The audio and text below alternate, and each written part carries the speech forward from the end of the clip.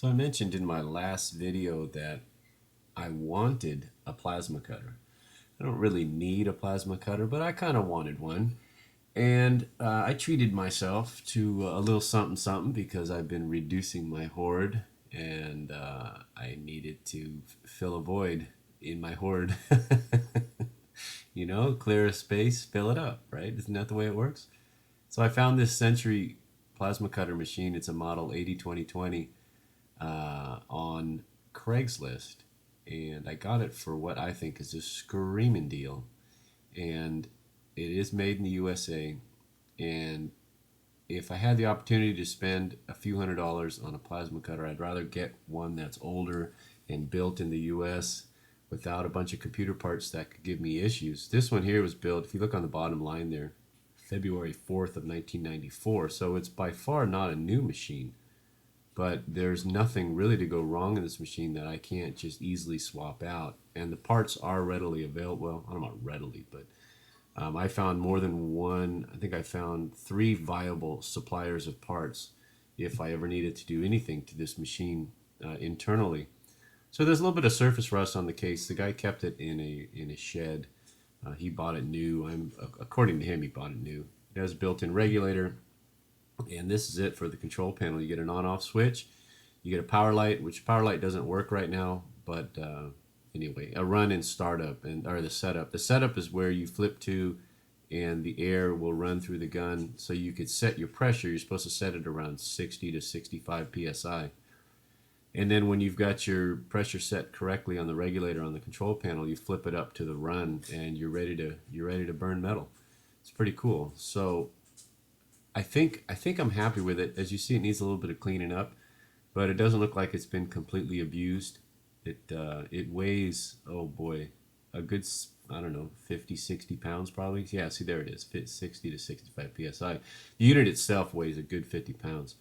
It is just a huge transformer and a fan and a small printed circuit board, and that's it. And it works. Here it is. It works. We cut metal at the guy's house before I brought it home, and it did a decent job. The consumables are definitely consumed. It didn't come with any accessories, but the electrode and the little cap are definitely in need.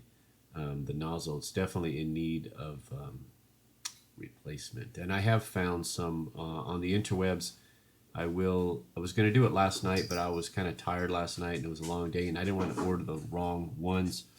I have the option to get the extended electrodes, or I guess what they consider a standard side electrode. I don't know the ups and downs of either one, the benefits, so I've got to talk to my buddy Troy about that today to see, or if you guys have any good input on the benefits or the drawbacks of having the extended electrode, because I've never owned a plasma cutter before.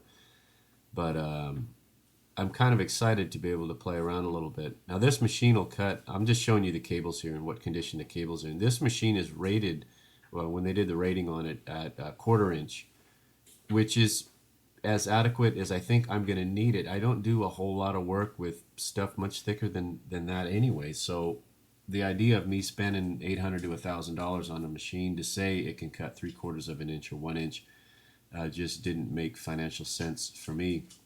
So here's the torch.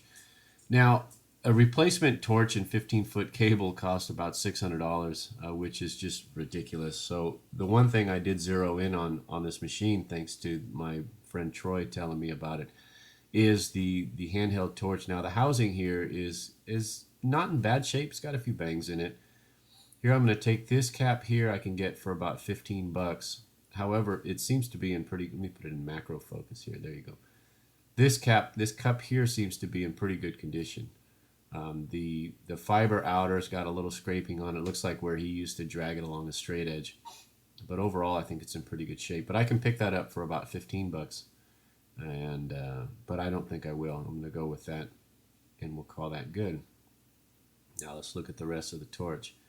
I'll get to that, those 3 components here in a minute. I want you to look at the inside of the torch, and that's the first thing I looked at. I started looking at the level of corrosion or lack thereof, and in this case it's very, very clean. The air holes are perfectly round, so you know nothing has been poked in there and manipulated. The contact point in the center is perfectly smooth and clean. So that made me feel very confident. The threads are in good shape. The O-ring is not flat. It still has a bit of a rise to it to make a good seal. So that made me pretty happy that this torch is in pretty good shape, and that should give me lots of service life. This little fiber swirl cup is in very good shape, although I can buy that. I could buy that readily. I think that's about 18 bucks. And look at the consumables, a little consumed. I wasn't quite sure what I was looking at first, so I called my buddy Troy and I said, hey, send me, if you could show me what a good electrode looks like. So he sent me a few pictures, and yeah. So it's obviously been used, and we were able to cut some metal at the guy's house, although it had trouble initiating the spark, initiating the arc, which makes sense looking at how blown out this electrode is. So I'm going to wait and read a few of these comments today, and hopefully tonight I'll get on the purchasing bandwagon to buy those two consumable parts. And I went ahead and replaced the power cord. It came with a 6-foot 12-2 lead on it. I wanted a little bit longer. My 30 amp twist lock is in the front of my garage there, but I don't want this machine right up against the house. So I added a 15-foot 12-2 power cord, and I'll run it for a while, make sure the cord doesn't get warm. It should be fine for this amperage draw. So sorry I didn't get any burn time video on this, but I do want to get some new consumables before I debut this machine. But just thought I'd give you a quick update on what I did pick up for my tool hoard. And again, thanks for watching. I appreciate it. Have a good night.